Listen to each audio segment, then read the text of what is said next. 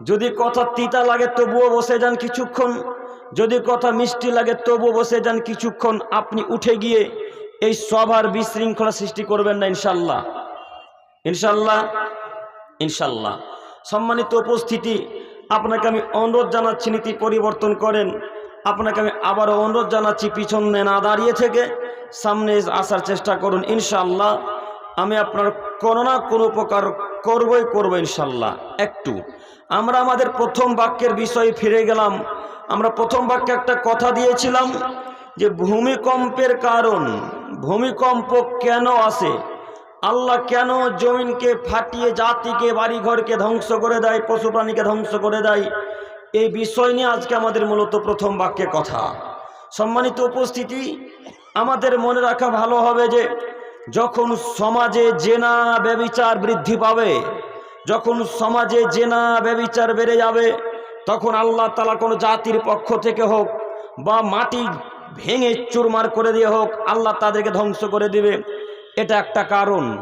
দ্বিতীয় বড় কারণ, যখন আদমের ছেলেমেয়েরা নেশাদার দ্রব্য পান করবে, যখন আদমের ছেলেমেয়েরা বিড়ি, গুল, গুটকা, গাঁজা, হিরোইন, ইয়াবা, তিরঙ্গা, জর্দা, সিগারেট, ফেন্সিডেল, ইয়াবা, এই যাবতীয় জিনিস যারা খাই পান করবে, যখন যুবকেরা, মুরব্বী সাহেবরা, পৃথিবীর মানুষেরা, তখন আল্লাহ তাআলা পৃথিবীকে ধ্বংস করে দিবেন, মাটির তলে ধসিয়ে দিবেন। ভূমিকম্প আসার কারণ 3। পৃথিবীতে ভূমিকম্প আসে যে সমস্ত পাপের কারণে, তার আরো একটি বড় পাপের কারণ হচ্ছে গান বাজনা, বাদ্যযন্ত্র ক্রয় বিক্রয় করা, গান বাজনা বাজানো। হাজার হাজার মানুষ গান বাজনা ক্রয় বিক্রয় করে, হাজার হাজার মানুষ গান বাজনা বাজিয়ে টাকা উপার্জন করে, হাজার হাজার মানুষের পরিবারে গান বাজনা চলে। প্রায় যুবকের মোবাইলে গান বাজনা বাজে, প্রায় পরিবারে গান বাজনা বাজে, কেউ গান বাজনা থেকে বিরত থাকতে পারে না। সম্মানিত উপস্থিতি, আমাদের মনে রাখা ভালো হবে পৃথিবীতে ভূমিকম্প গান বাজনার কারণে নেমে আসে। আপনারা সকলেই হয়তো অবগত আছেন, আমাদের পার্শ্ববর্তী দেশ বাংলাদেশ, ঢাকার খবর। আপনারা ঢাকার খবর দেখেছেন? কালকে দেখেছেন না? ঢাকা মিরপুরের কয়েকটা এলাকা বিশাল বিশাল বাড়ি আল্লাহ তাআলা মাটির তলে ধসিয়ে দিয়েছেন, ধ্বংস করে দিয়েছেন, যা পেপার, পত্রিকা, ইউটিউব, ফেসবুক, ইনস্টাগ্রাম, টুইটারে দেখতে পাচ্ছেন। সম্মানিত উপস্থিতি, আপনাকে বলি, মিরপুর কালকে ধ্বংস হয়েছে। মিরপুরের অনেক বাড়ি পরিবার ভেঙে চূর্ণ বিচূর্ণ হয়ে গেছে। এখনো কেউ কেউ হাসপাতাল আছে, কেউ হয়তো মারা গেছে। বলেন দেখি, কালকে তাদের এলাকায় ভূমিকম্প হয়েছে, আজকে সকাল 9টা 40 মিনিট আবারও ভূমিকম্প হয়েছে। সেই ভূমিকম্প কি উত্তর দিনাজপুরে আসতে পারে না? জি, আসাটা স্বাভাবিক তো, আসতেই পারে। মানুষ যখন গান বাজনাতে লিপ্ত হয়ে যাবে, মানুষ যখন নেশাদার দ্রব্য পান করবে, তখন তাদের উপর ভূমিকম্প নেমে আসবে। আপনি এই বাক্যগুলোকে মিলিয়ে যুবকদের সাথে কম্প্রোমাইজ করেন, আমার কথাগুলোকে মিলিয়ে মানুষের সাথে মিলিয়ে দেখেন, দেখেন আল্লাহ নবীর কথা আর বাস্তব জীবনে বক্তব্য মিলে কিনা। আল্লাহ নবী বললেন ভূমিকম্প আসে গান বাজনার কারণে। প্রায় যুবকের মোবাইল চেক করলে এখন গান বাজনা পাওয়া যাবে। প্রায় যুবকের মোবাইল চেক করলে এই যুবকের মোবাইলে গান বাজনা পাওয়া যাবে। পাওয়া যাবে না? যাবে তো। প্রায় যুবকের মোবাইলে গান বাজনা বাজে, প্রায় পরিবারে গান বাজনা বাজে। এগুলো সব ভূমিকম্পের কারণ। সম্মানিত উপস্থিতি, আপনাকে আমি বারবার অনুরোধ জানাচ্ছি, নীতি পরিবর্তন করেন। যখন ভূমিকম্প চলে আসে, তখন মানুষের ব্রেনে আর কাজ করে না, মানুষ যেন পাগল হয়ে যাবে। মানুষ কোথায় গেলে একটু আশ্রয় পাবে, কোথায় গেলে নিজের জীবনটাকে বাঁচাতে পারবে, এই চিন্তায় চিন্তিত হয়ে যাই। আপনি কিছুক্ষণের জন্য মনে করেন একটা ঘরের ভেতরে প্রবেশ করে আছেন, এমত অবস্থায় ভূমিকম্প হয়ে উপর থেকে ছাদ বিল্ডিং আপনার উপরে পড়ে গেল, এখনো তওবা করার সুযোগ আছে? জি, এখন তোর তওবা করার সুযোগ নেই। বলেন আপনি এই গান বাজনা নিয়ে, এই নেশাদার দ্রব্য পান করে আল্লাহর সাথে কিভাবে সাক্ষাৎ করবেন, কিভাবে আল্লাহর সাথে কথা বলবেন? আল্লাহ তাআলা এইভাবে হুবাহুব কথা বললেন। আপনাকে একটু দেখাই, মহান আল্লাহ তাআলা বলেন, ওয়ামিনান নাসি মান ইয়াশতারি লাহুল হাদিস লিউদিল্লা আন সাবিলিল্লাহি বিগাইরি ইলম। হে আদমের ছেলে মেয়ে, তোমরা শোনো, তোমাদেরকে বলছি, তোমরা একটা কথা মনে রাখো, পৃথিবীতে অসংখ্য মানুষ বসবাস করে। পৃথিবীতে তার মধ্যে কিছু লোক আছে যারা মানুষকে পথভ্রষ্ট করার জন্য, যারা মানুষকে নোংরা পথে নিয়ে যাওয়ার জন্য, মানুষকে আল্লাহর পথ পথ থেকে দূরে সরিয়ে রাখার জন্যে গান বাজনা বাদ্যযন্ত্র নিয়ে ব্যস্ত থাকে, গান বাজনা ক্রয় বিক্রয় করে। এ কথা আল্লাহ বলছেন। এবং তারা তোমাদের দিন ধর্মকে নিয়ে, তোমার রাসূলকে নিয়ে, তোমার দাড়ি নিয়ে, তোমার দিন ধর্ম নিয়ে, তোমার কোরআনকে নিয়ে, হাদিসকে নিয়ে ঠাট্টা বিদ্রুপ করে, ব্যঙ্গ করে। উলাইকা লাহুম আযাবুম মুহিন। মুহাম্মদ সাল্লাল্লাহু আলাইহি সাল্লাম সারা পৃথিবীর মানুষকে আপনি বলে দেন, যারা এই কাজকর্ম করে তাদের জন্য আমি আল্লাহ তাআলা কঠিন যন্ত্রণাদায়ক অপমানজনক শাস্তিকে প্রস্তুত করে রেখেছি। বাণী কার? কার? আল্লাহ। আল্লাহ প্রথম বাক্যে একটা কথা ব্যবহার করে বললেন, পৃথিবীতে কিছু লোক আছে যারা মানুষকে পথভ্রষ্ট করার জন্য গান বাজনা নিয়ে ব্যস্ত থাকে, মানুষকে ইসলামের পথ থেকে দূরে সরিয়ে রাখার জন্য গান বাজনা নিয়ে ব্যস্ত থাকে। তার জ্বলন্ত প্রমাণ ওই নদিয়া জেলার শফিক ছেলেটা। কথা মিলল না মনে হয়? এই ছেলেটা জাতিকে যেইভাবে নষ্ট করেছে, এই শফিক জাতিকে যেইভাবে ধ্বংস করেছে, হিন্দুর বাচ্চারা এত তাড়াতাড়ি জাতিকে নষ্ট করতে পারেনি। এই অশিক্ষিত বেহায়া জেনাখোর অশিক্ষিত বাচ্চাটা যেভাবে মুসলিম সমাজকে নষ্ট করেছে, এত তাড়াতাড়ি খ্রিস্টানরা জাতিকে নষ্ট করতে পারেনি। এই ছেলেটা সমাজকে, বাচ্চা ছেলেটাকে যেভাবে নষ্ট করেছে, খারাপ করেছে, ইহুদির বাচ্চারা এভাবে জাতিকে নষ্ট করতে পারেনি। দেখেন ওই শফিকের ভিডিও দেখে আপনার 9 বছর আজকে বাচ্চা শিশু সন্তান বাড়ির ভিতরে দরজার খিল লাগিয়ে দিয়ে একা একা ইনস্টাগ্রামে ভিডিও তৈরি করে। যেই ভিডিও আপনাদের ফেসবুকে দেখতে পান, যেই ভিডিও ইউটিউবে দেখতে পান, যেই ভিডিও টুইটার ইনস্টাগ্রামে দেখতে পান, ফেসবুক রিলসে দেখতে পান, ওই ছেলে ইনস্টাগ্রামের ভিডিও দেখে শফিকের প্রতি ইন্সপায়ার হয়ে আপনার ছেলে ভিডিও করা শুরু করেছে। আপনি বলেন তো দেখি, 9 বছরের বাচ্চা ছেলে কি বুঝলো ইউটিউব সম্পর্কে? 10 বছরের বাচ্চা ছেলের ইনস্টাগ্রামের ব্যাপারে কি জানে? 10 বছরের শিশু সন্তান, কন্যা সন্তানেরা, 10 বছরের মেয়েরা কি জানলো ফেসবুকের ব্যাপারে? এরা ফেসবুকে রিলস তৈরি করতে পারে, এরা ইনস্টাগ্রামে ভিডিও বানাতে পারে, এরা টুইটারে ভিডিও বানাতে পারে। বলেন এই ছেলেটা কাকে দেখে শিখলো? এই মেয়েটা কাকে দেখে শিখলো? আপনার ছেলেটা কাকে দেখে ভিডিও তৈরি করা শিখলো? ওই নদিয়া জেলার পল্লী গ্রামের শিশুটা, সন্তানটা দেখেন ওই শফিকের বাচ্চা শফিককে দেখার পর আপনার ছেলে নষ্ট হয়েছে। আল্লাহ তাআলা এভাবেই বললেন, কিছু লোক পৃথিবীতে বসবাস করে যারা মানুষকে পথভ্রষ্ট করার জন্য, মানুষকে ইসলামের পথ থেকে দূরে সরিয়ে রাখার জন্য গান বাজনা ব্যস্ত থাকে। এবার আপনি বলেন, ওই যে শফিক, যে ছেলেটা গান বাজনা নাটক করে, মঞ্চে গান বাজনা করে বেড়ায়, এই ছেলেটা এমনও একদিন কোনোদিন আপনাকে ইসলামের পথে দাওয়াত দিয়েছে? এবার আপনি বলেন, ওই ছেলেটা জাত থেকে ইসলামের পথ থেকে দূরে সরালো, না আমরা ইসলামের পথ থেকে জাত থেকে দূরে সরালাম? কথা বুঝতে পারেন? কি বুঝলেন? আল্লাহ যে প্রথম বাক্যে বললেন, এক শ্রেণীর লোক পৃথিবীতে বসবাস করবে যারা মানুষকে পথভ্রষ্ট করার জন্য গান বাজনা নিয়ে ব্যস্ত থাকবে। কথা মিলে না মনে হয়? আজকে শুধু শফিক নয়, সারা পৃথিবীতে যেখানে যারা ইউটিউবার ইনকাম করে অবৈধভাবে, তার হাজারো নাম বলতে পারি আমি, প্রায় লোকের নাম বলে দিতে পারি আপনাকে, আপনি বাস্তবে মিলিয়ে দেখেন। তার আরো একটি আপনাদের খুব ভাইরাল ছেলে আছে উত্তর দক্ষিণ দিনাজপুরের, এরা অবৈধভাবে টাকা উপার্জন করেন। এদের চ্যানেল আপনার মোবাইলে সাবস্ক্রাইব করা আছে, এদের পেজ আপনার মোবাইলে ফেসবুকে সাপোর্ট ফলো করা আছে। আপনি কি মানুষ নন? আপনি কি পশু? আপনি কি গরু ছাগল? মাথা থেকে মগজ নাই, যাতে সবই গোবর ভরা, শরীরে কি রক্ত নাই, যাতে সবই পুজ, নিজেকে মুসলমান বাচ্চা মনে করেন না? শফিকের মতো ছেলেটাকে সাপোর্ট করতে হবে কে বললো? ওই ইউটিউবারকে সাপোর্ট করতে হবে কে বললো?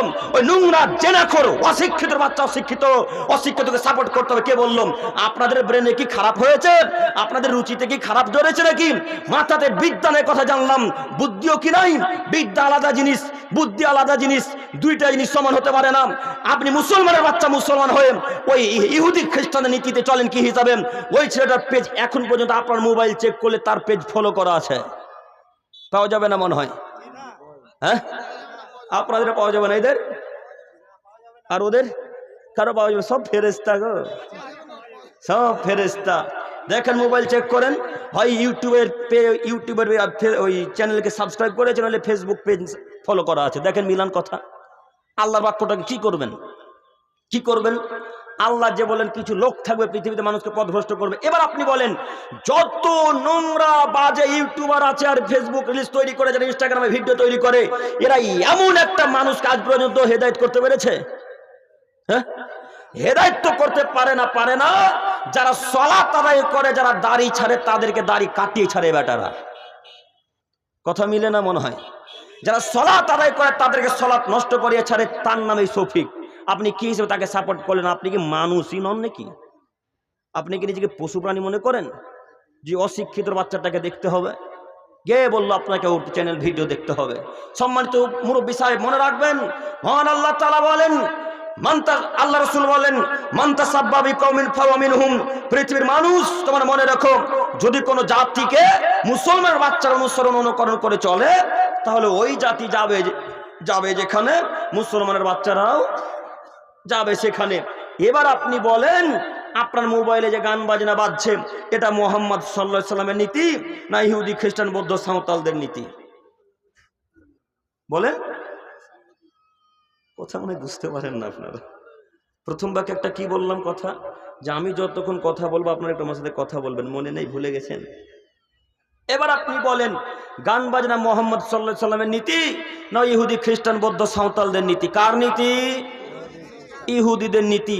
এবার আপনারা তো শিক্ষিত মানুষ, মাথাতে তো গোবর নয় মগজই আছে, বুঝতে পেরেছি। এবার আপনি বলেন, ইহুদি খ্রিস্টান জান্নাতুল ফেরদাউস যাবে? কোথায় যাবে? জাহান্নামে যাবে। তো যত আদমের ছেলে মেয়ে ইহুদি খ্রিস্টানকে অনুকরণ করে চলে রাসূলের হাদিস মোতাবেক, এরা এখন কোথায় যাবে? জাহান্নাম। কথা বুঝতে পারছেন কি? এরা এখন রাসূলের পদ্ধতি অনুযায়ী কোথায় যাবে? জাহান্নামে। কথা বুঝতে পারেননি? একটু দেখাই তো গান বাজনা রাসূলের দেওয়া পদ্ধতি কিনা। একটু আপনারা আমার দিকে এক খেলে চেয়ে থাকেন। এই যুবক ভাইরা, আপনি আমার দিকে তাকান, কারোর ঘাড়ে হাত দিয়ে থাকিয়েন না, নইলে হাদিস বুঝতে পারবেন না। একটু আমার দিকে চেয়ে থাকেন। আব্দুল্লাহ ইবনে ওমর রাদিয়াল্লাহু তাআলা আনহু বলেন, আমি মুহাম্মদ সাল্লাল্লাহু আলাইহি সাল্লামের সাথে রাস্তা দিয়ে মক্কার কোন অলিগলিতে চলে যাচ্ছিলাম। মক্কার অলিগলিতে যেতে হঠাৎ গানের শব্দ মুহাম্মদ সাল্লাল্লাহু আলাইহি সাল্লামের কানে ভেসে আসলো। তো গানের শব্দ যেমনই ভেসে আসা, আমার নবী মুহাম্মদ সাল্লাল্লাহু আলাইহি সাল্লাম দুই হাতের আঙুলকে দুই কানে শক্ত করে চিপে ধরে নিলেন। শক্ত করে চিপে ধরে দ্রুত রাস্তা থেকে দৌড়ে চলে গেলেন। দৌড়ে গিয়ে অনেক দূরে গিয়ে আব্দুল্লাহ ইবনে ওমরকে বলছেন, আব্দুল্লাহ, হাল তাসমাউ শাইআ, তুমি কি কোনো গান বাজনার আওয়াজ পাচ্ছ?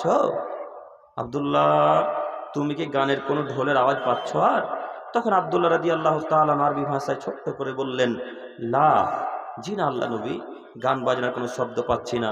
এই বাক্য যখন আব্দুল্লাহ রাদিয়াল্লাহু তাআলা বললেন, তখন মুহাম্মদ সাল্লাল্লাহু আলাইহি ওয়াসাল্লাম ফারাফা ইসবাহি মিন উজনাইহি, তার দুই কান থেকে দুই হাতের আঙুলকে বের করে নিলেন। বলেন তো আপনারা শিক্ষিত মানুষ, গান বাজনা হালাল না হারাম? হারাম। যদি গান বাজনা হারামই হলো, তাহলে এই 3 নম্বর শ্রেণীর MA পাস BA পাস ছাত্রটার মোবাইলে গান বাজনা কিভাবে বাজলো? কিভাবে বাজলো? এই MA পাস ছাত্র মোবাইল চেক করে এখন গান বাজনা আছে। আরে এর মোবাইলে তো গান বাজনা আছে, ওকে যদি ফোন করি তো গান বাজনা শোনা যায়। এ তো শিক্ষিত ছেলে। এ নাকি উত্তর দিনাজপুর উত্তর মোহাম্মদপুরের সব থেকে শিক্ষিত টপ স্টুডেন্ট। এই যদি টপ স্টুডেন্ট হয়, তাহলে আর শিক্ষিত কে? যারা গান বাজনা বাজনায় তারাই কেউ শিক্ষিত? যারা গান বাজনা বাজায় তারাই অশিক্ষিত, এ কথাই চূড়ান্ত। আপনাকে আমি এই জায়গাতে আবারও ফিরে আসি, আপনাকে দেখাই। আচ্ছা যুবক ভাইরা, একটু আমার দিকে চেয়ে থাকেন তো। এই মোবাইলে আমি আপনাকে ফোন লাগিয়েছি, কথা বুঝতে পারছেন না? আপনাকে ফোন লাগিয়েছি, তো ফোনটা লাগা মাত্র একটা গান বাজনা বেজে উঠলো। তো গানটা কে শুনতে পেলাম? আমি না আপনি? আমি শুনতে পেলাম। তো গানটা শুনে আমি একটু শান্তি তৃপ্তি পেলাম, যে যাই হোক কিছু একটা শুনলাম, হ্যাঁ কিছু তো একটা পেলাম, যে একটা গানের সুর পেলাম। তো গানটা শুনে আমি একটু শান্তি তৃপ্তি পেলাম। যে লোকটা গানটা সেভ করেছে, কলার টিম সেভ করেছে, ওর কোনো মজা হলো, লাভ হলো? ওর কোনো লাভ হলো না। আব্দুল করিম সাহেব, কথা আপনি বুঝতে পারেননি। কে বলেছে ওর লাভ হয়নি? ও ভালোভাবে জানে যারা গান বাজনা শুনবে, যারা গান বাজনা দেখবে, তারা জাহান্নামে যাবে পাপী হয়ে। তো আব্দুল করিম সাহেব, আমি একাই জাহান্নামে যাব? হ্যাঁ, আমাকে যত লোক ফোন করবে সবাইকে গান শুনিয়ে পাপী করে দলবদ্ধ হয়ে একসাথে জাহান্নামে থাকবে। এদিক দিয়ে তার বিদ্যা কিন্তু ঠিকই কাজ করে, এদিকে তার বুদ্ধি ঠিকই কাজ করে, কিন্তু ইসলামের দিকে তার বুদ্ধি কাজ আর করে না। এই যুবক ভাই, আপনাকে বলছি, আপনার MA পাস বিদ্যাকে উত্তর মোহাম্মদপুর আজকে পুঁতে দিতে এসেছে কথা আপনি মাথায় রাখেন। যে বিদ্যা গান বাজনা মুখে লাথি মারতে পারে না, যে বিদ্যা হালাল হারামের পার্থক্য করতে পারে না, যে বিদ্যা শিরক বিদআতের পার্থক্য করতে পারে না, যে বিদ্যা রাসূলের পদ্ধতিকে চিনতে পারে না, যে বিদ্যা পিতা মাতার সাথে ভালো আচরণ করতে পারে না, ওই বিদ্যাকে উত্তর দিনাজপুরের মাটিতে না রেখে গোরস্থানে পুঁতে দেওয়া অনেক ভালো। এই বিদ্যার 5 পয়সা মূল্যায়ন দিই না, এই বিদ্যার 5 পয়সা মূল্যায়ন করি না, এই বিদ্যার 5 পয়সা মূল্যায়ন করি না। এরা অশিক্ষিত, বাচ্চা অশিক্ষিত, এরা বেহায়ার চেয়ে বেহায়া। যত মানুষ গান বাজনা ক্রয় বিক্রয় করে, যত মানুষ গান বাজনা শোনে, যত মানুষের মোবাইলে গান বাজনা বাজে, এরা কেউ শিক্ষিত নয়, এরা কেউ শিক্ষিত মানুষ নয়। এরা সব বর্বর, এরা সব নির্লজ্জ, এরা সব বেহায়া, এরা সব অশিক্ষিত বাচ্চা অশিক্ষিত। দেখি উত্তর দিনাজপুরের কত মায়ের বেটা হয়েছেন, আমার সামনে চোখের সামনে একবার বলেন, আমার মোবাইলে গান বাজনা বাজে, আমি শিক্ষিত মানুষ, আমার মোবাইলে গান বাজনা বাজে, আমি MA পাস ছাত্র, আমার মোবাইলে গান বাজনা বাজে, আমি BA পাস ছাত্র। আপনাকে যদি উত্তর দিনাজপুর মোহাম্মদপুরের মাটিতে যদি পুঁতে না দিতে পারি, জাতির সামনে কোশ্চিন কালে আর বক্তব্য রাখবেন ইনশাল্লাহ, আজকে শেষ করে দেবো ইনশাল্লাহ। দেখি কত মায়ের বেটার ক্ষমতা আছে বুকে যে গান বাজনা বাজিয়ে নিজেকে শিক্ষিত দাবি করেন। পারবেন না একজন হাত তুলতে? এ ভাইরাই এদিকে তাকান, হাত তুলবেন না? আপনি তো BA পাস ছাত্র, আপনার মোবাইলে গান বাজনা আছে, আপনি এখন প্রমাণ করেন যে আমি শিক্ষিত। পারবেন কেউ? কথা বলতে এরা ভয় করে, আমার সাথে কথা বলতে ভয় লাগছে। বাংলাদেশের বক্তব্য শোনেন না মনে হয় নাকি? শুনেন তো? তো দেখতে পান না বক্তাদের বক্তা শেষ হতে না হতেই ঠিক বলেছেন বলে চেঁচে উঠে, চেঁচাই কি না? তো আমি তো চেঁচাতে বলছি না, কথা কি বুঝে আসছে? কথা বুঝতে পারছেন না? যদি না বুঝতে পারেন আবার দ্বিতীয়বার বলবো, তৃতীয়বার বলবো, চতুর্থবার, পঞ্চমবার, ষষ্ঠবার, সপ্তম, যতবার আপনি আমার কাছে শুনতে ইচ্ছুক আমি ততবার বলতে রাজি। আপনাকে আমি শোনাতেই এসেছি আজকে। অতএব আপনাকে আমি অনুরোধ জানাচ্ছি, যারা এখনো মোবাইলে গান বাজনা বাজায় বা বাজছে যাদের মোবাইলে, এরা কি এখনো শিক্ষিত আপনাদের বাণীতে? এরা আল্লাহ এবং তার রাসূলের বাণীতে কি মানুষ? অশিক্ষিত। আপনার বাপ প্রফেসর হলেই কি, আপনার বাস MA পাস ছাত্র হলেই কি, আপনার বাস BA পাস ছাত্র হলেই কি, আর আপনার বাপ ডাক্তার হলেই কি, আপনার বাপের মূল্য রাসূল সাল্লাল্লাহু আলাইহি ওয়াসাল্লামের কাছে 5 পয়সা কিছু নেই। অতএব আজকের পর থেকে গান বাজনা মুখে লাথি মারতে পারবো না ইনশাল্লাহ? পারবো তো? ভূমিকম্পের একটা বড় কারণ গান বাজনা। একটু আপনাকে দেখাই। সম্মানিত মুরব্বী সাহেব, আপনাকে আমি একটু দেখাচ্ছিলাম গান বাজনা। রাসূল সাল্লাল্লাহু আলাইহি ওয়াসাল্লাম গান বাজনা শুনে কানে আঙুল দিলেন, আর আপনার স্ত্রী বাড়িতে বসে বসে জি সিনেমার GTV দেখে। হ্যাঁ, জি সিনেমা GTV দেখে। এরা যে কত বেহায়ার বেহায়া, এরা যে কত অশিক্ষিত আর অশিক্ষিত, এদের বিদ্যা বুদ্ধি কিছুই কি নাই? আচ্ছা, আপনাদের কি বিদ্যা নাই? একটু দেখেন তো, কথা বুঝেন কিনা। একটা মানুষ হাত তুলে এখন বলেন যে আমাদের ইসলামিক কোন চ্যানেল, কোন ভিডিও, কোন ইহুদি, কোন খ্রিস্টান, কোন হিন্দু ভাইরা, কোন সাঁওতাল ভাইরা দেখে বা চালাই?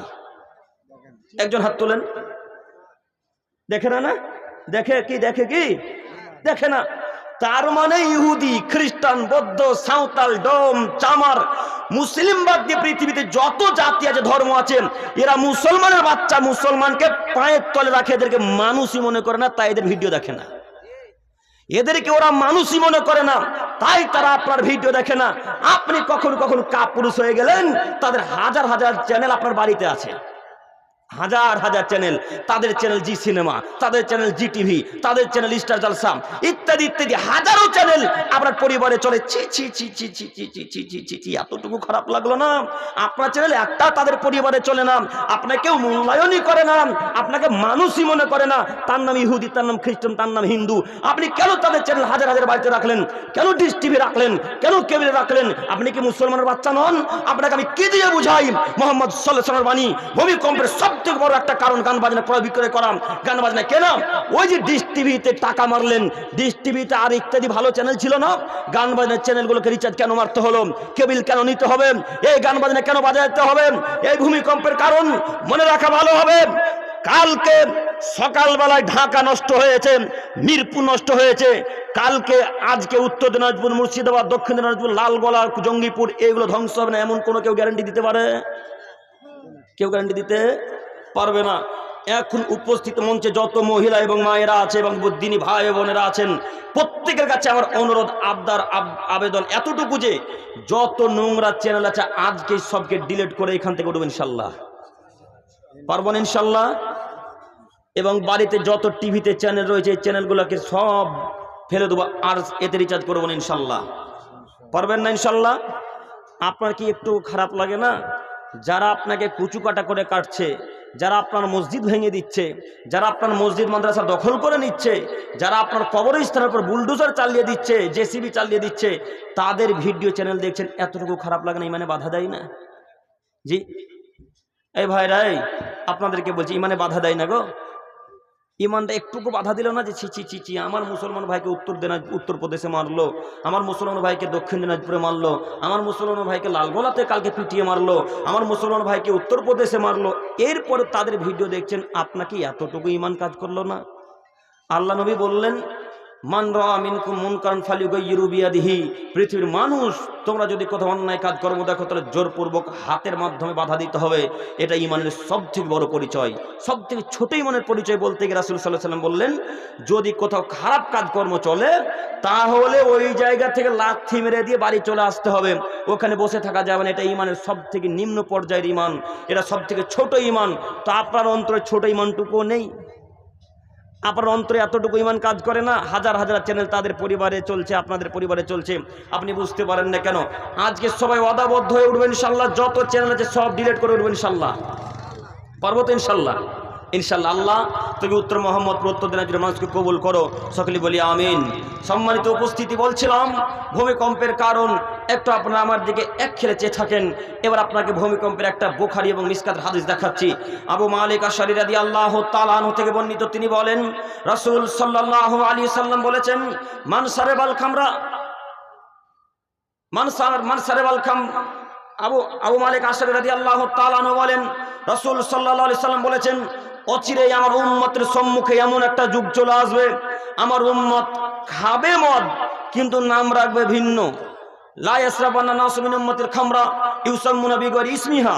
অবশ্যই অবশ্যই আমার উম্মতের সম্মুখে এমন একটা সময় আসবে, এমন একটা যুগ আসবে, এমন একটা সময় চলে আসবে, তারা পান করবে মদ কিন্তু নাম রাখবে অন্য রকম, নাম দিয়ে দিবে অন্য।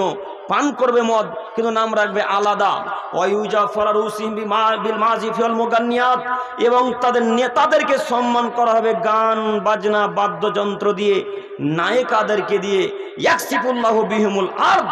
এই সমস্ত লোককে আল্লাহ তাআলা ভূমিকম্পের মাধ্যমে, এই সমস্ত লোককে আল্লাহ তাআলা মাটির তলে ধ্বংস করে মাটির সাথে মিশিয়ে দিবেন। বুখারী এবং মিসকাতের হাদিস। মুহাম্মদ সাল্লাল্লাহু আলাইহি সাল্লাম বলেন, ওয়াজআল মিনহুমুল কিরদাতাল খানাজির। যারা এই কাজকর্ম করে তাদেরকে আল্লাহ করে দিবেন বানর, তাদেরকে আল্লাহ করে দিবেন শূকর। আল্লাহ তাআলা তাদেরকে বানর এবং শূকরে পরিণত করবে। এই বানর এবং শূকরের কথাটা পরে আলোচনা করছি, আগে ভূমিকম্পের কথা আপনাকে নিয়ে আসি একটু। আপনাদের যখন এলাকায় ভোটের মিছিল হয়, যখন আপনারা এরকম জালসার মতন প্যান্ডেল করেন, যখন আপনাদের নেতা মানুষেরা আসে, যখন এমপি এমএলএরা যখন আসে, তখন ওই এমপিকে সম্মান কাকে দিয়ে করা হয়? নারীদেরকে দিয়ে। ওই এমপি এমএলএ কে সম্মান করা হয় গান বাজনা বাদ্যযন্ত্র দিয়ে। ওই এমপি এমএলএ কে সম্মান করা হয় মহিলাদেরকে দিয়ে। একটা গোলাপ ফুলের পাতা ধরিয়ে গোলাপ ফুল দিয়ে মহিলাটাকে বলা হয়, ওই যে এমপি সাহেব আসছে, এমএলএ সাহেব আসছে, তুমি তার হাতে ধরিয়ে দিবে, তাকে স্বাগতম সুস্বাগতম জানানো হয়, ওয়েলকাম জানানো হয়।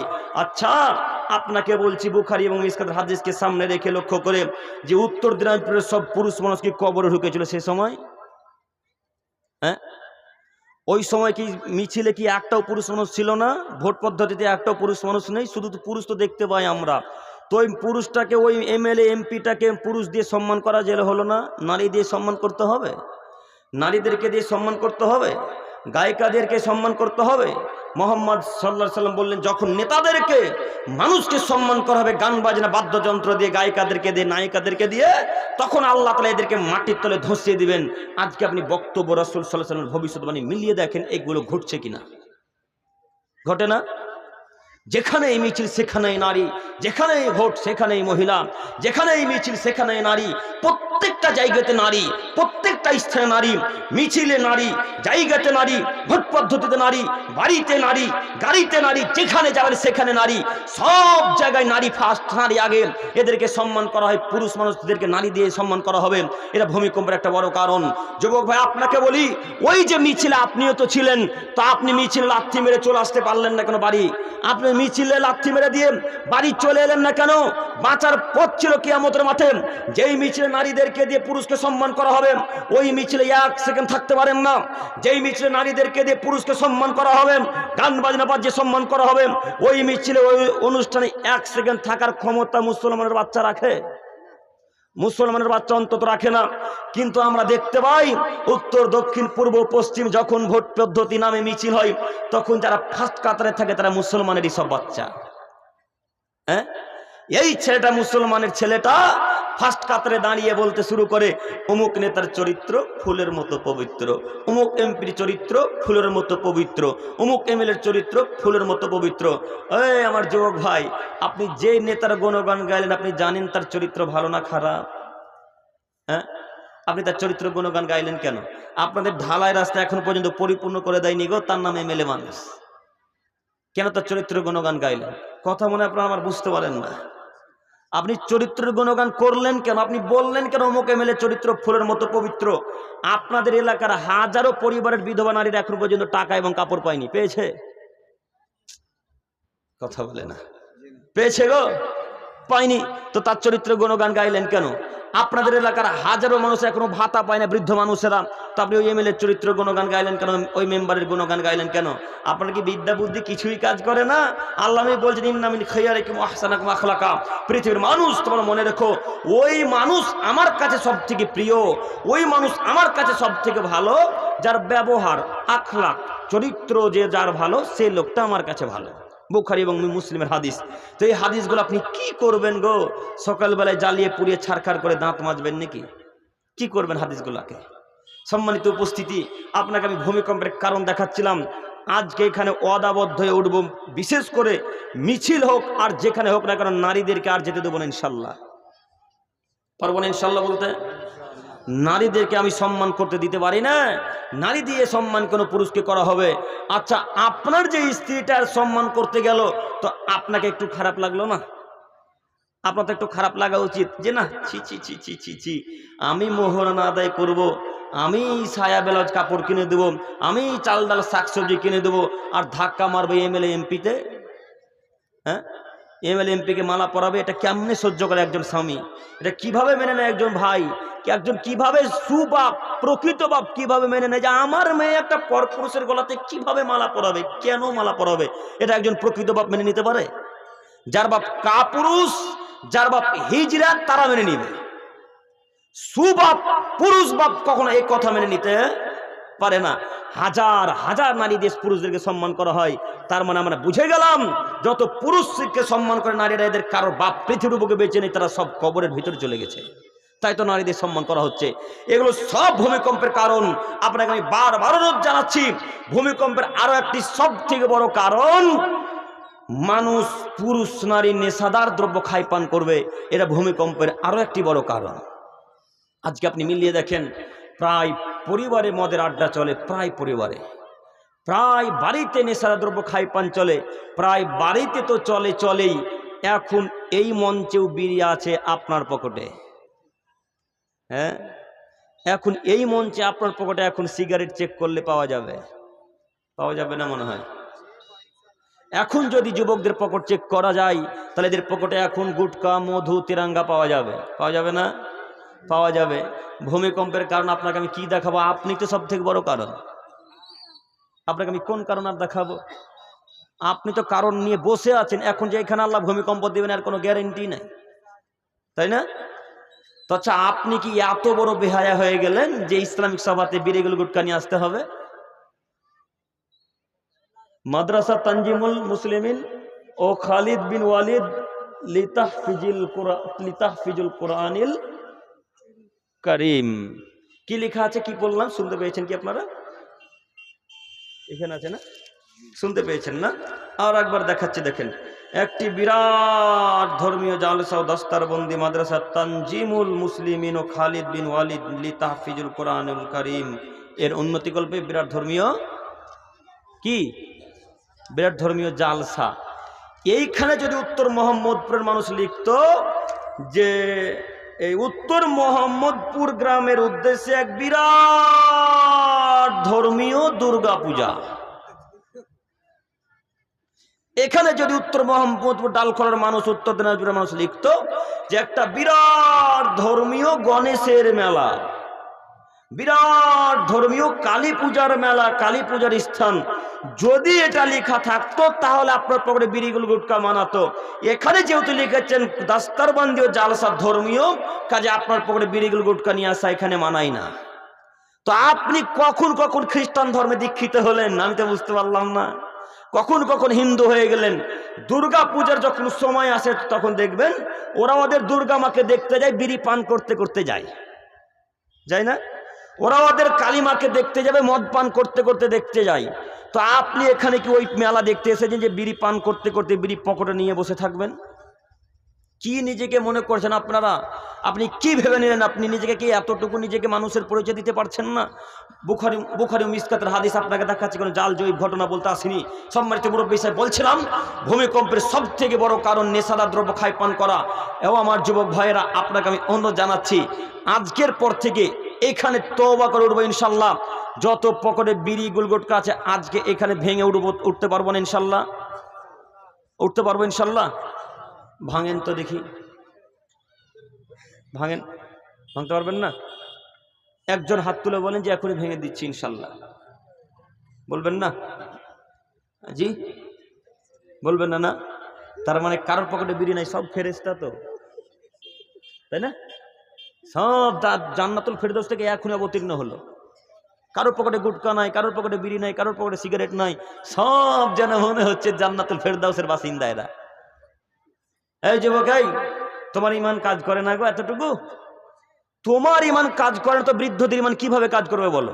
তুমি তো টকবগে যুবক, তোমার তো বয়স আজকে 25 বছর, 26 বছর, 24 বছর, 23 বছরের ছেলে তুমি। তোমার ইমান যদি কাজ না করে 50 বছরের মুরব্বী সাহেব আজকে 10 বছর থেকে গুল দিচ্ছে দাঁতে, কিভাবে গুল ছাড়বে? হ্যাঁ, আপনাকে আমি একটা বাস্তব জ্বলন্ত উদাহরণ দেখাচ্ছি। দেখেন, ওই রামপুরহাট বীরচন্দ্রপুর বলে একটা স্টেশন আছে, রামপুরহাট চেনেন না? রামপুরহাট একটা স্টেশন আছে, নাম শুনেছেন কোনোদিন? রামপুরহাট জংশনে বক্তব্য দিতে গেছি, তো কথায় কথায় এভাবে বিড়ির কথা চলে আসলো। তো আমার ফার্স্ট কাতারে আমার সামনে বসেছে একটা চাচা, মোটামুটি 60 বছর হবে, দাদুর বয়সের মানুষ। তো দাদু যে বিড়ি খায় তো দাঁত দেখেই বোঝা যাচ্ছে। দাঁত দেখলে বোঝা যায় না কে বিড়ি খোর কে গুটখা খোর, বোঝা যায় তো। আমাদের দাঁত দেখেন দাগ পড়ে আছে, আর আপনি দাঁত দেখেন এইভাবে হনুমানের মতো, আপনার দাঁতে 24টা দাঁত দাগ পড়ে আছে, কালো কালো দাগ। ওই যে গুটকা খেয়েছেন আর বিড়ি খেয়েছেন। তো দাদুর দাঁত দেখে বোঝা যাচ্ছে যে বিড়ি খোর আর দাদু গুটকা খায়, গুটকা জর্দা পান খায়। তো দাদু বক্তব্য শুনে দাদুর কিন্তু ইমান কাজ করে গেছে আলহামদুলিল্লাহ। তখন দাদু আমাকে বলছে ওইখান থেকেই, আচ্ছা আমি কাল থেকে আর বিড়ি খাবো না। এইভাবে কথা ডাইরেক্ট, আমাদের ভিডিওটা এখন মোবাইলে আছে, দেখতে পাবেন। তিনি বলছেন আচ্ছা কাল থেকে আর বিড়ি খাবো না। তখন দাদুকে বললাম, দাদু আজকে ছেড়ে দেন না। তো বলছে না, আজকে ছাড়বো না, কাল থেকে ছাড়বো। তো কেন? বলছে আজকে রাতটা খাই। তো দাদু, আপনি যদি আজকে রাতে মারা যান, মারা যাবেন কি যাবেন এর কোনো গ্যারান্টি দিতে পারছেন? বলছেন না, তাই তো গ্যারান্টি তো দিতে পারি না, যদি মরে যাই। এই কথা যেমনই বলা, পকেট থেকে ডান পকেট থেকে বিড়ির মুঠাটা বের করে আমার হাতে ধরিয়ে দিলেন। ভিডিওটা দেখেন, এখনই চালিয়ে দেখতে পাবেন। আমি বিড়ির মুঠাটাকে প্যাকেট সহিভাবে চূর্ণ বিচূর্ণ করে ভেঙে সাইডের ডান দিকে ফেলে দিয়েছি। আপনার ভিডিওটা দেখতে পাবেন ইনশাআল্লাহ অতি সত্তর। তো 60 বছরের লোকের ইমান কাজ করে, যুবক ভাই তোমার অন্তর ইমান কাজ করে না গো। ছি ছি ছি ছি ছি ছি। তুমি কেমন মুসলমান গো, তুমি কেমন মুসলমান? আবার এরাই দল মিছিল করে বলছে ফিলিস্তিনকে রক্ষা করতে হবে। ও বেটা বিড়ি খেয়ে মিছিল করে ফিলিস্তিনকে বাঁচাবে। হ্যাঁ, ও ফজরকে ঘুমিয়ে থেকে গাঁজাকে রক্ষা করবে। ও সিগারেট গুটকা মদ পান করে গার্লফ্রেন্ডের হাতকে বাজারে ঘুরে মেলাতে ঘুরেও ফিলিস্তিনকে রক্ষা করবে।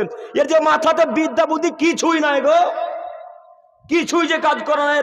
ও বিড়ি খেয়ে নাকি বলে ওই জিহাদ করবে, এর কোন বিদ্যা কাজ করে? এর তো জিহাদের কোনো মূল্যই হবে না। আল্লাহ নবী বলছেন যে ব্যক্তি একবার নেশাদার দ্রব্য খায় পান করবে তার 40 দিন কোনো ইবাদত আল্লাহ কবুলই করবেন না। কয় দিন? 40 দিন। এর জিহাদ কি হবে এখন তাহলে? হ্যাঁ, এই তো আজকে মদ পান করে এই জালসাতে এসেছে, তো এই ছেলেটার জিহাদ করে কোনো লাভ হবে এখন? কথা বুঝাতে পারলাম না। তো ভূমিকম্পের কারণ আমি কাকে দেখাতে যাবো বাইরের রাষ্ট্রে? আপনাকে দেখাচ্ছি উত্তর দিনাজপুর জেলাতে। তা আপনি তো এখন ভূমিকম্পের কারণ নিয়ে বসে আছেন জালসার স্থানে। আপনার ব্রেন কবে খুলবে? এই যুবক ভাইরা, এখন পর্যন্ত বীরের মুখে লাথি মারতে পারবেন না? পারবেন না ইনশাল্লাহ? কই ফেলে দেন দেখি, ভেঙে পায়ের তলে ভরে দেন তো দেখি। এখনই লজ্জা কেন করছেন? কিসের লজ্জা করছেন আপনি? কাকে দেখে লজ্জা করছেন? আজকে যাকে দেখে লজ্জা করছেন, যাদেরকে দেখে, এরাই কিয়ামতের মাঠে আপনার চোখের সামনে জল জল জল জল দাঁত কেলিয়ে হাসবে, আপনি জাহান্নামে যাবেন তখন। এরাই কালকে হাসবে কিয়ামতের মাঠে, আজকে আপনি যাকে দেখে লজ্জা করছেন। শুনুন যুবক ভাই, আপনার উদ্দেশ্যে আমার মূলত কথা বলা, আপনি আমার কথাকে মূল্যায়ন করুন। আপনাকে আমি অনুরোধ জানাচ্ছি, একটা নেকির জন্য আপনি মায়ের কাছে যাবেন। কার কাছে? মায়ের কাছে। আম্মা বলবে তোকে চিনি না, কে রে তুই, যা আমার কাছ থেকে দূর হয়ে যা। মা যখন নেকি দিবে না, তখন ওই ছেলেটা বাপের কাছে যাবে। বাপের কাছে গিয়ে আব্বাকে বলবে, আব্বু আমার একটা নেকির প্রয়োজন, একটা নেকি হলে আমার জান্নাতের তার ওই নেকির পাল্লা ভারী হয়ে যাবে, ডান হাতে আমলনামা দেওয়া হবে, তখন আমি জান্নাতে যাব। তখন আব্বা বলবে, তোকে চিনি না আমি, আমার কাছ থেকে দূর হয়ে যা। এই ছেলেটা তখন বাপের কাছ থেকে গিয়ে বন্ধুর কাছে যাবে। বন্ধুর কাছে যাবে, যে বন্ধুর জন্য দিন রাত এক করে চলাচল করে, যে বন্ধুর সাথে রাত 12টার সময় চাপান করতে যায় আপনাদের ওই ডালখোলা মোড়ে, পূর্ণিয়া মোড়ে, ইত্যাদি ইত্যাদি জায়গায়, হাজার হাজার জায়গা তার সাথে ঘুরে বেড়াই। এই ক্লোজ ফ্রেন্ড, সব থেকে যে তার কাছের বন্ধু, তার কাছে যাবে। সেই বন্ধু বলবে, আব্দুর রহমান তুমি কে? আমি তো তোমাকে চিনি না। আব্দুল খালেক তুমি কে? তোমাকে তো আমি চিনি না। আরে কে তুমি আমার কাছে নেকি চাইতে এসেছো? আমি তোমাকে একটা নেকি কেন, এতটুকু নেকি দিতে পারবো না। ইয়া নাফসি, হাই নাফসি, আমার যে কি হয়, আমি কিভাবে বাঁচি, আমি তোমাকে নেকি কিভাবে দিই? এই যুবক, এই তোমাকে আমি বক্তব্য দেখাচ্ছি, শুধু তোমাকে। তুমি যে আজকে বিড়ি ভাঙতে লজ্জা করছো যুবক, তুমি যে আজকে গুটকা ফেলে দিতে লজ্জা করছো, যদি আল্লাহ তাআলা এই গুটকার কারণে তোমার পাপের পাল্লাকে নিচে দিকে ভারী করে দেয় আর নেকির পাল্লা উপর দিকে উঠে যায়, সেই দিন তুমি আল্লাহকে বলতে পারবে, হয়তোবা আল্লাহ, আমি সেই দিন আব্দুল করিম বিন আমিনুল ইসলাম ভাইয়ের বক্তব্য শুনে বিড়িকে পায়ের তলে ফেলে দিয়েছিলাম, গুটকাকে পায়ের তলে ফেলে দিয়েছিলাম, আজকে তুমি এর পরিবর্তে জান্নাতুল ফেরদাউস দান করো। এর পরিবর্তে আল্লাহ জান্নাত দিতে পারে না? পারবে তো? তো আপনি আর কি দেখতে চাচ্ছেন? কাকে দেখে লজ্জা করছেন? কার প্রতি আপনি লজ্জা করছেন? কাকে দেখে লজ্জা পাচ্ছেন? যাদেরকে দেখে এখন লজ্জা পাচ্ছেন, এরাই আপনাকে কিয়ামতের মাঠে ছিছা ছিছা করবে। আরে এই ছেলেটাও বিড়ি খেত, এই ছেলেটাকে দেখে মনে হচ্ছিল যেন সুফি সাপ্পা ছেলে। এই ছেলেটা তো বিড়ি পান করতে পারে না, ওর যে ভিতর হাওড়া শিয়ালদা হয়েছে তা কিছুই জানে না কেউ, তাই না? এই জন্য যুবক ভাইদেরকে বলছি, নীতি পরিবর্তন করেন। যুবক ভাই, আমি আপনার দিনী ভাই, আমি আপনার বন্ধুর মতো, আপনি বিশ্বাস করুন, আমি আব্দুল করিম বিন আমিনুল ইসলাম যতক্ষণ চেয়ারের উপর থাকবো, একটা বাক্য কোরআন এবং হাদিসের বাইরে পাবেন না। তবে আমি মানুষ, যদি ভুল হয়ে যায় সঙ্গে সঙ্গে ধরিয়ে দেন, আমি প্রস্তুত ভুল শুধরানোর জন্য। সম্মানিত উপস্থিতি, আমি চাই যে আপনাকে উল্টা পাল্টা বক্তব্য দিয়ে আপনার মন জয় করে আমি চলে যাব, এটা আমি চাই না। আমি চাই যে আপনি, আমি, পরিবার সবাই মিলে একসাথে জান্নাতে থাকতে চাই, এটা আমার চাওয়া। এই জন্য আপনাকে আমি এত জটিল এবং কঠিন ভাষাতে বক্তব্য রাখার চেষ্টা করি, যেন আপনি পরিবর্তন হন। সম্মানিত মুরব্বী সাহেব, আপনাকে আমি অনুরোধ জানাচ্ছি, আজকে এই নীতিকে ত্যাগ করে মোহাম্মদ সাল্লাল্লাহু আলাইহি ওয়াসাল্লামের নীতিতে আসবো ইনশাল্লাহ, ইনশাল্লাহ, ইনশাল্লাহ। সম্মানিত উপস্থিতি, এই হলো একটা ভূমিকম্পের কারণ। আরো একটা ভূমিকম্পের কারণ দেখাই, তারপরে এগিয়ে যাচ্ছি। মহান আল্লাহ নবী বললেন, যখন গান বাজনা নিয়ে আদমের ছেলেমেয়েরা ব্যস্ত হয়ে যাবে, তখন আল্লাহ তাআলা তাদেরকে মাটির তলে ধসিয়ে দিবেন, ধ্বংস করে দিবেন, এবং তাদেরকে আল্লাহ তাআলা করে দিবেন শূকর, করে দিবেন বানর। আচ্ছা আব্দুল করিম সাহেব, পৃথিবীতে এত প্রকারের প্রাণী বাদ দিয়ে আল্লাহ বানর আর শূকরের কথা কেন বললেন? পৃথিবীতে উট, দুম্বা, গরু, ছাগল, ভেড়া, বাঘ, ভাল্লুক ইত্যাদি ইত্যাদি আর তো প্রাণী আছে, আল্লাহ এদের কথা কেন বললেন না? আল্লাহ বানর আর শূকরের কথা কেন বললেন? এর পিছনেও একটা কারণ আছে। কারণটা কি আপনাকে দেখাই। এখন তো তেমন বানর খেলা দেখাতে আসে না, আসে দেখতে পাই না। আমাদের বয়সে যারা ভাই এবং মুরব্বী সাহেব, চাচারা যারা, তারা বানর খেলা দেখেছে, দেখেননি আপনারা? বানরের মালিক এক পর্যায়ে বানরকে বলতো, এ বানর, নতুন জামাই কিভাবে থাকে রে? তখন বানর তার গামছাটাকে দিয়ে মুখটাকে এভাবে চিপে দেখাতো না? কথা মিলে? আবার এক পর্যায়ে বানর বানরকে বলতো, বানর, নতুন বউ থাকে কেমন করে রে? তখন তার মাথার গামছাটাকে সামনের দিকে টেনে টেনে ঘুমটা পেরে চুপ করে চেয়ারের উপরে বসে যেত, একটা বাটির উপরে। বাটি বুঝেন? মানে ভাষা মিলছে কি? মিলছে না? বাটির উপরেও একটা পাত্র উপরে বসে যেত। তার মানে তিনি দেখাতে চাচ্ছেন নতুন বউ এইভাবে চলে, নতুন জামাই এইভাবে থাকে।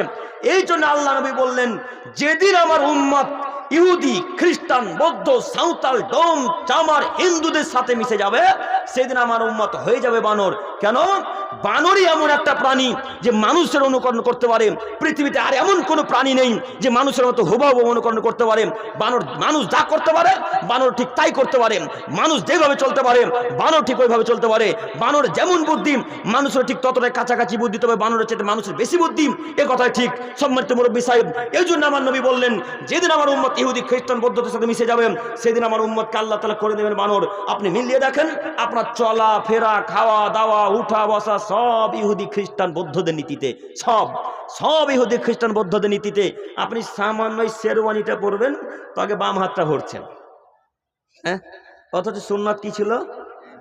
ডান হাতটা পরা। আপনি জুতা পরছেন তবু আগে বাম পা পরছেন, তাই না শেখ? কথা মিলে না? আপনি জুতাটা পরছেন সামান্য, তবু আগে বাম পা পরছেন। আপনি চলছেন রাস্তাঘাটে, তবু রাসূলের দেওয়া পদ্ধতিতে নয়, সব ইহুদি খ্রিস্টানদের দেওয়া পদ্ধতিতে। এই জন্য আমার নবী বললেন, যেদিন আমার উম্মত ইহুদি খ্রিস্টানদের অনুসরণ করবে, সেদিন আল্লাহ তাদেরকে বানরে রূপান্তরিত করবে। এই কথাটুকু বোঝা গেল কি? আজকের পর থেকে ডান হাত দিয়ে ডান পায়ে জুতা পরা, জামা কাপড় পরা শুরু করবো ইনশাল্লাহ, ইনশাল্লাহ, ইনশাল্লাহ।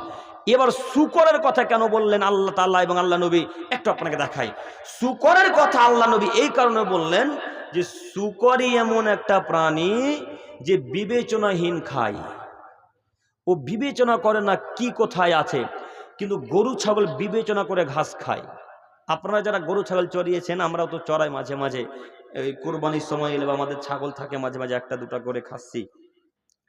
তো একটা জায়গায় দেখবেন খুব সুন্দর লচলচে কালো কুচকুচে ঘাস বেরিয়ে আছে, ওইখানে গরুর ছাগলটাকে নিয়ে যান, জিন্দেগিতে মুখই লাগাবে না ওখানে, শুঙে ওখান থেকে উঠে চলে আসবে। দেখেননি কেন ঘাসটা খেলো না বলেন তো? ও মানে বুঝে গেল এখানে হয়তো কোনো মৃত প্রাণী, গোবর টোবরের কারণে এই ঘাসগুলো বেরিয়েছে, তাই ও ঘাসগুলো আর খাবে না। তার মানে গরু ছাগলও বুঝে যে কোনটা ভালো কোনটা খারাপ। কিন্তু শুকর এমন প্রাণী যে খারাপ ভালো মন্দ কিছুই বোঝে না, মল মূত্র যা তার সামনে আছে সবই খায় পান করে। বুঝতে পারেননি? এই জন্য আল্লাহ নবী বললেন, যেদিন আমার উম্মত ইহুদি খ্রিস্টানদের নীতিতে মিশে যাবে, যেদিন আমার উম্মত বিড়ি, গুল, গুটকা, গাঁজা, হিরোইন, ইয়াবা, তিরঙ্গা, মদ, জিরদা, সিগারেট, ফেন্সিডিল এই যাবতীয় জিনিস খায় পান করবে, বিবেচনাহীন যেদিন খায় পান করবে, সেদিন আমার উম্মত হয়ে যাবে শুকর। দেখেন আজকে মানুষ বিবেচনা করে খায় পান করছে। একজন বিবেচনা করেছেন যে মদ হালাল না হারাম? একজন বিবেচনা করেছেন? বিবেচনা করেননি। আপনি একবার বিবেচনা করলেন না যে গুটকা হালাল না হারাম, বিবেচনা করলেন না, তাই আল্লাহ নবী বললেন এরা হয়ে যাবে শুকর, এরা হয়ে যাবে বানর। সম্মানিত মুরব্বী সাহেব, আরো একটা জ্বলন্ত উদাহরণ দেখাই আপনাকে। কোচবিহার আমরা বক্তব্য দিতে গিয়েছিলাম 2023 সালের শেষের দিকে অথবা 24-এর প্রথম দিকে। তো আপনারা যেমন চাষবাস করেন, ধান, গম, সরিষা, ভুট্টার চাষ করেন, ওই কোচবিহারের লোক কিন্তু চাষবাস করে ওরা ওই তামাকের পাতা, তামাকের, গিয়েছেন আপনারা ওই কোচবিহার? তোরা তামাকের গাছ চাষ করে। তো তামাকের গাছ চাষ করছে, আমরা বুঝতে পারলাম না যে তামাকের গাছ, জিন্দগিতে দেখিনি তামাক গাছ এরকম হয়। তো আমরা দূর থেকে মনে করলাম হয়তো বাঁধাকপি বা ফুলকপির পাতা হবে, সব চওড়া চওড়া কিন্তু পাতা, ফুলকপি বাঁধাকপির মতো। তো একটা চাচাকে জিজ্ঞাসা করলাম, চাচা এগুলো কিসের গাছ গো? তখন তিনি বললেন এগুলো সব ওই তামাকের গাছ। তো কিভাবে তামাক করা হয়? এগুলোকে আমরা নিয়ে চলে যাব, শুকাবো রোদে, তারপরে মেশিনে দিয়ে তামাক করব। তো আমরা বললাম তাহলে একটা তামাকের গাছ যখন দেখলাম, একটা ভিডিও লাইভ দিয়েছিলাম, আছে আমাদের পেজে। তো লাইভ দিতে 10 থেকে 20 মিনিটের একটা লাইভ, আমাদের সাথে একটা বাংলাদেশের বক্তাও ছিলেন আব্দুল মালিক বিন ইদ্রিস বলে। তো ইনিও আছেন, আমিও আছি, আর একটা ডোমকলের বক্তা আছে, 3 জন আমরা বক্তা একসাথে ওই লাইভ দিচ্ছি। তো লাইভ দিতে একটা ছাগল এলো। ছাগলটা আইল বুঝেন? আইলে যে ঘাসগুলা বেরিয়ে আছে ওই ঘাসগুলা কিন্তু খেতে লাগলো, ওই তামাকের পাতাতে মুখ দিল না।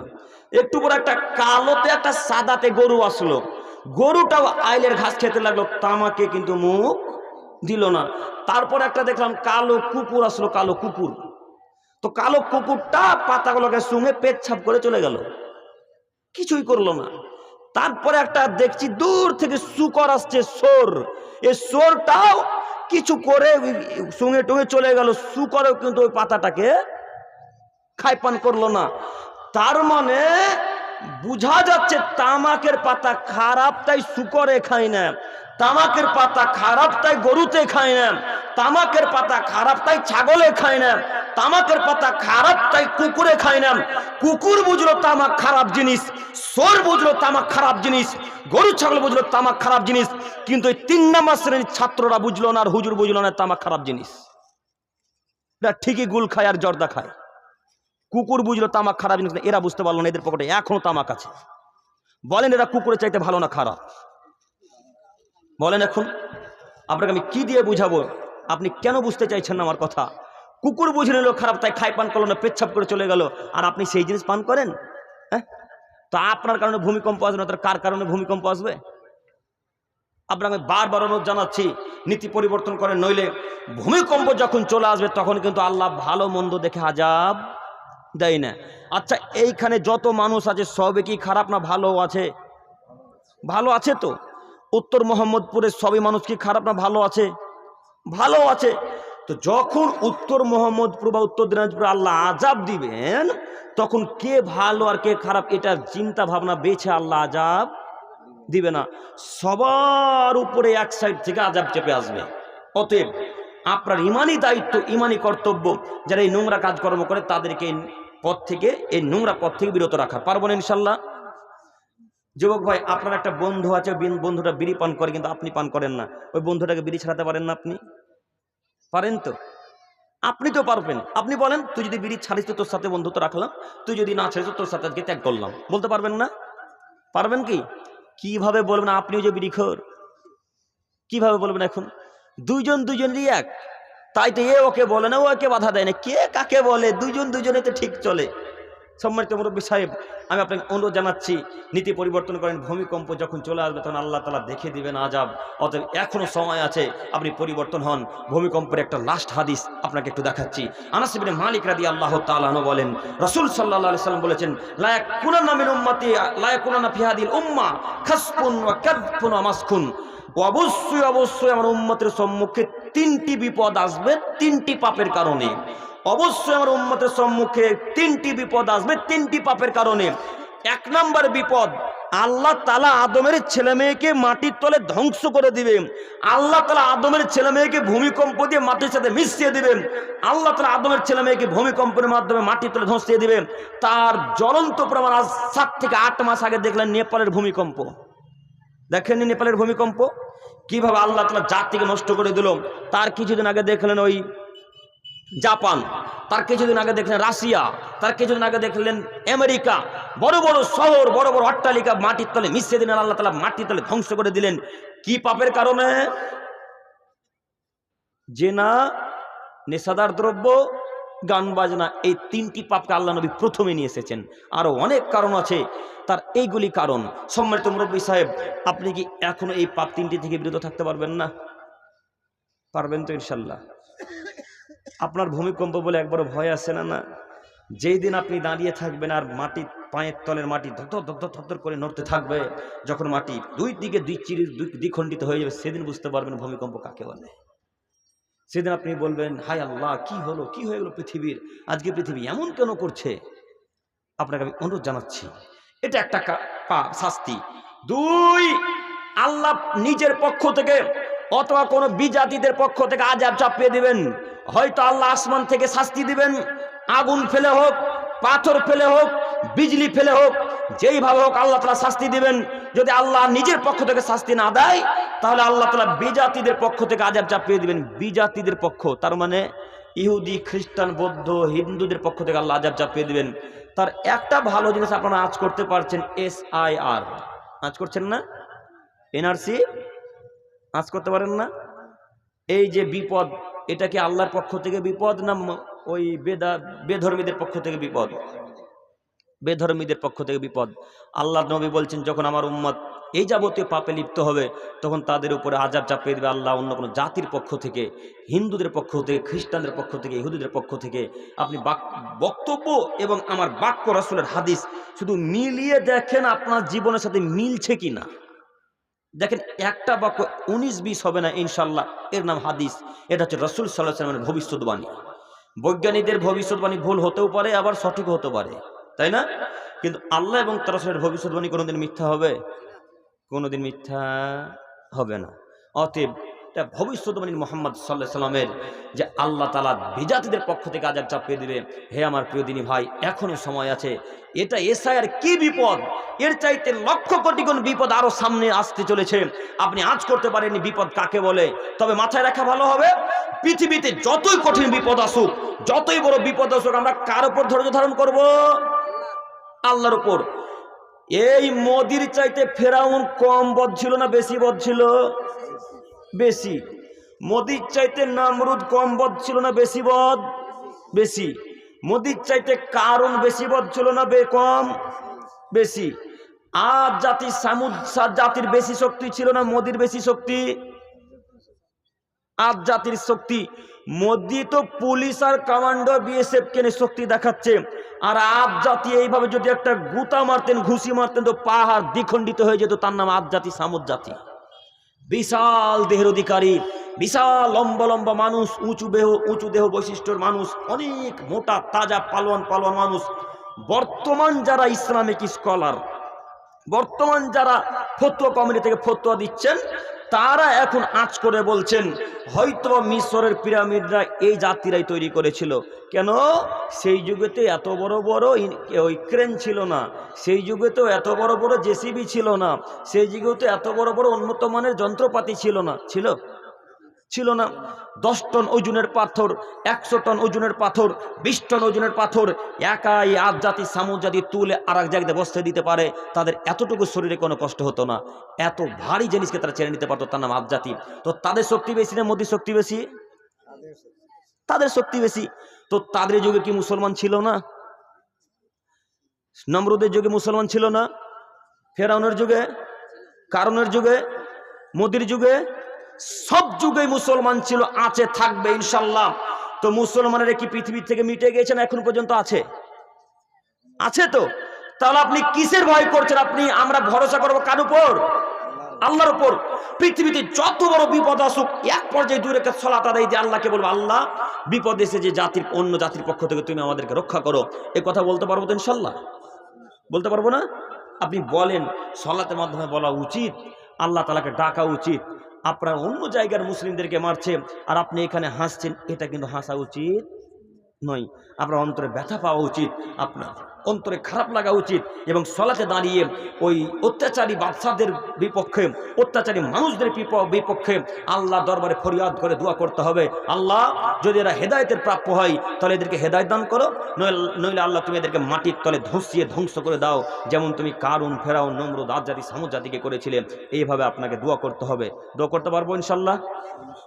করতে পারবো তো? তবে হ্যাঁ, দোয়া যে করছেন, দোয়া করার আগে শর্ত লাগবে, পোশাক খাদ্য হালালের হতে হবে, তাহলে দোয়া কবুল হবে, নচেত দোয়া কবুল হবে না। অতএব আমি আপনাকে অনুরোধ জানাচ্ছি, নীতি পরিবর্তন করেন।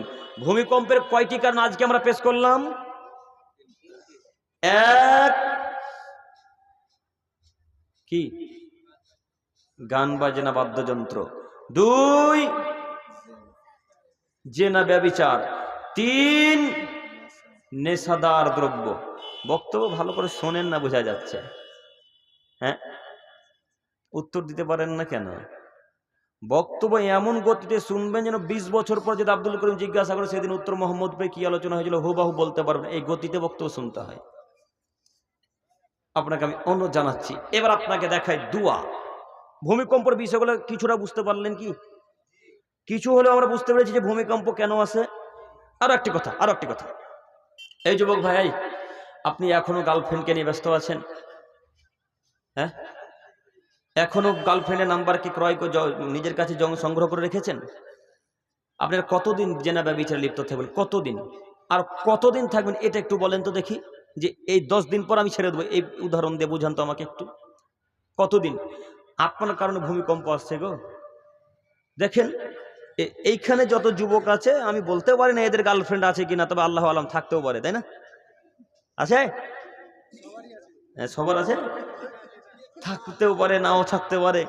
যদি থাকে, এদেরকে বলছে যুবক ভাইরা, একটু আপনি আজ করেন তো। জেনা ব্যভিচারের কারণে আল্লাহ ভূমিকম্প দেয়, তো আপনি ওই যে জেনার গল্প দিন রাত করছেন, এক রাত আপনার গার্লফ্রেন্ড আপনাকে ফোন করেনি, তখন আপনি বলছেন তুমি ফোন না করলে আমি আত্মহত্যা করব। হ্যাঁ, তুমি যদি আমাকে বিবাহ না করো, বিয়ে না করো, তাহলে আমি আত্মহত্যা করব। তুমি যদি আমার কথা না শোনো তো আমি আত্মহত্যা করবো। এই যুবক ভাই, আমি পাস ছাত্র, তোমার মাথাতে বিদ্যা বুদ্ধি কিছুই নাই গো। তুমি আজকে আত্মহত্যা করে দেখো, তোমার গার্লফ্রেন্ড আর একটা বয়ফ্রেন্ড নিয়ে আজ কালকে আবার ঘুরবে। তার নাম মহিলা মানুষ। তুমি কার জন্য আত্মহত্যা করবো বলছো? তুমি কার জন্য জান দেবো বলছো? তুমি যার কারণে পরকাল হারাতে যাচ্ছ, তার কারণে ভূমিকম্প আসছে, তুমি তো বুঝতেই পারো না। তুমি তো কিছুই আঁচ করতে পারছো না। তুমি যে নারীর জন্য বলছো তুমি যদি বিয়ে না করো আমি মরে যাব, তুমি যদি বিয়ে না করো আমি জান দিয়ে দেব, তুমি মরে দেখো বেটা, কালকে আর একটা বয়ফ্রেন্ড নিয়ে কালকে ওই রায়গঞ্জ পার্কে ঘুরতে যাবে। তার নাম নারী মানুষ। ঠিক মানে এটাই তো ঠিক, তার নাম নারী মানুষ। দেখবেন আপনি নারী কাকে বলে, দেখবেন একটু নারী কাকে বলে। দেখেন, দেখাচ্ছি। ইউসুফ জুলেখার ঘটনা মনে নাই কারো? আছে তো? এর চাইতে বড় প্রমাণ আর কি নিবেন? নবীর চাইতে বড় প্রমাণ আর কি নিবেন? ইউসুফ জুলাইখা ইউসুফকে কিন্তু খুব ভালোবাসে।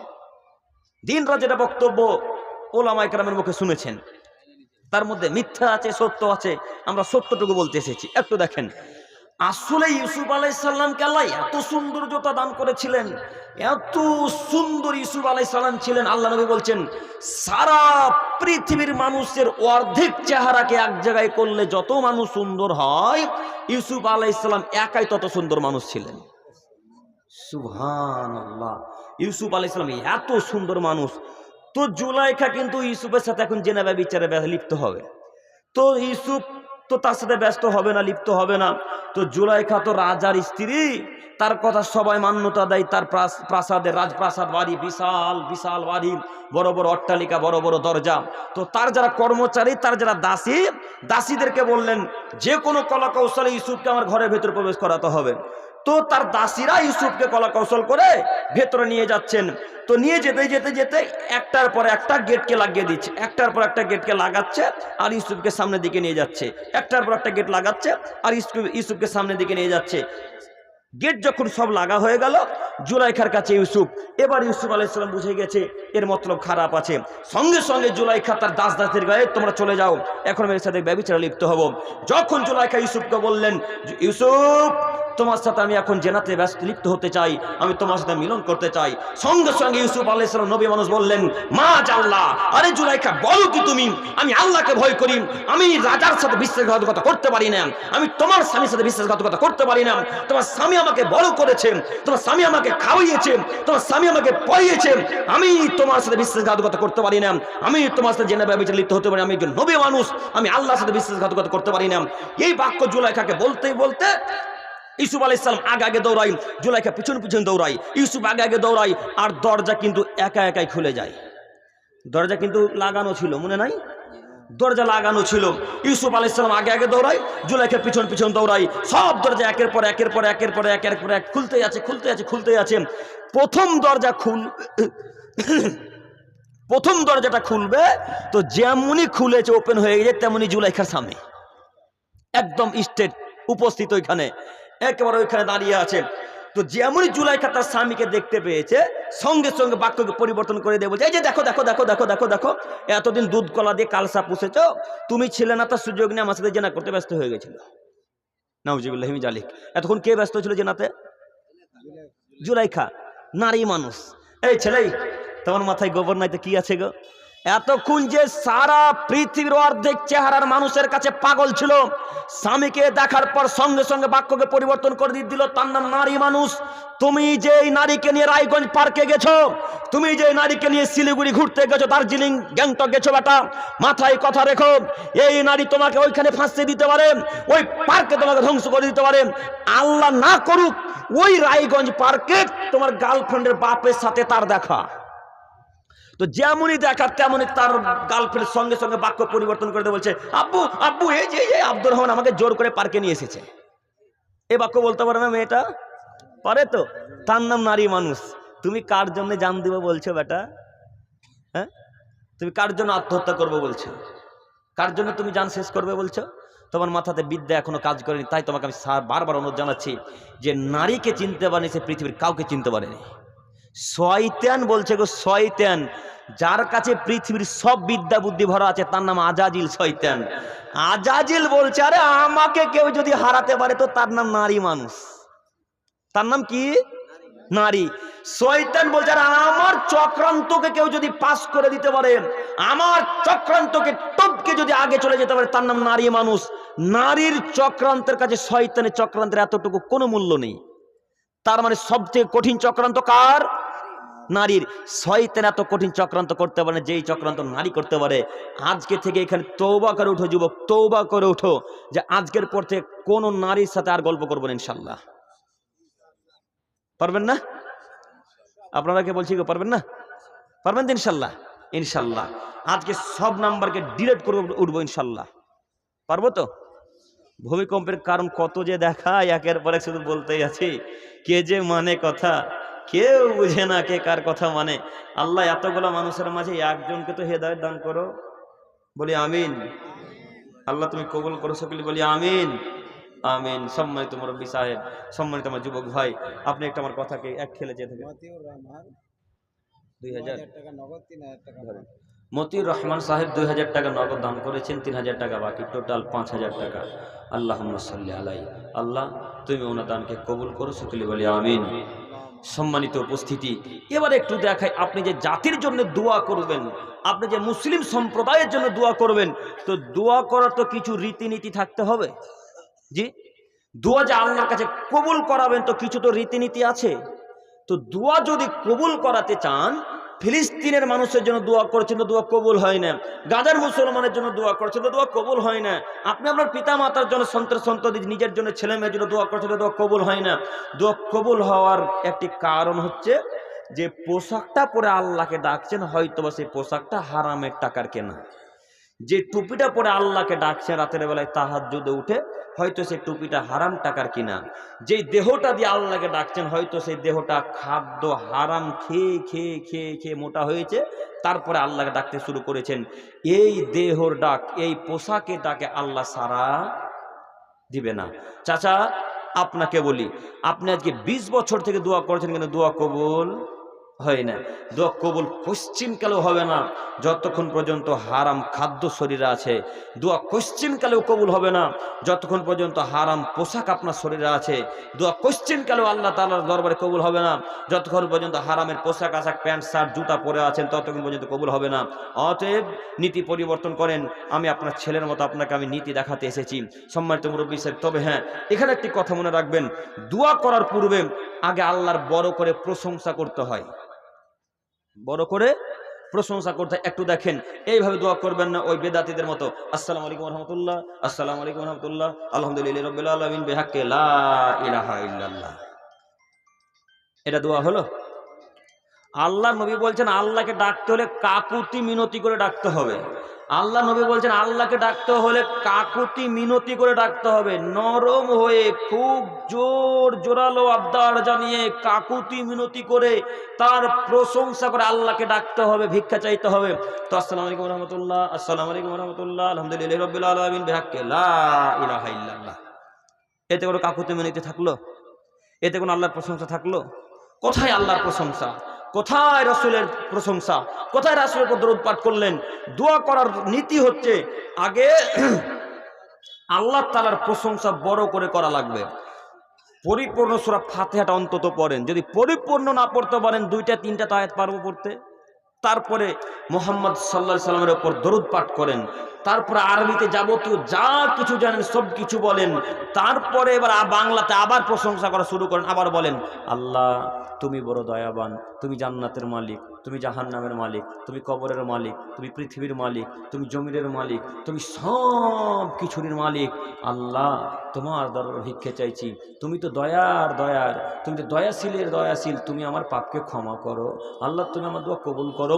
এইভাবে প্রশংসা করার পর তখন যা চাইবেন সেটা বলবেন শেষ পর্যায়ে, মনে থাকবেন ইনশাল্লাহ। যেটা চাওয়ার সেটা কখন বলবো? শেষের দিকে গিয়ে প্রশংসা করে করে করে তার মনকে আগে জয় করতে হবে, তারপরে নিজের কথা বলতে হবে। উদাহরণস্বরূপ একটা দেখাই, এই ভাইটা খুব ধনী মানুষ, তো এই ভাইটা তার কাছে 5000 টাকা কর্জ নেবে, ধার নেবে। তো এই যদি গিয়ে বলে আব্দুর রহমান 5000 টাকা দে, তো দিবে? কেউ দিবে না। এই ভাইটা যদি আব্দুর রহমানকে গিয়ে বলে, আব্দুর রহমান ভাই, আপনি খুব ভালো মানুষ, শুনেছি লোকের মুখে আপনি সবাইকে টাকা ধার দেন, সবাইকে ঋণ কর্জ দেন, সবাইকে টাকা বাকিতে দেন, তো যদি 5,000 টাকা আমাকে দিতেন তো খুব আমার ভালো হতো, আমার মায়ের উপকার হতো, আমার মাকে ডাক্তারখানা নিয়ে যাব।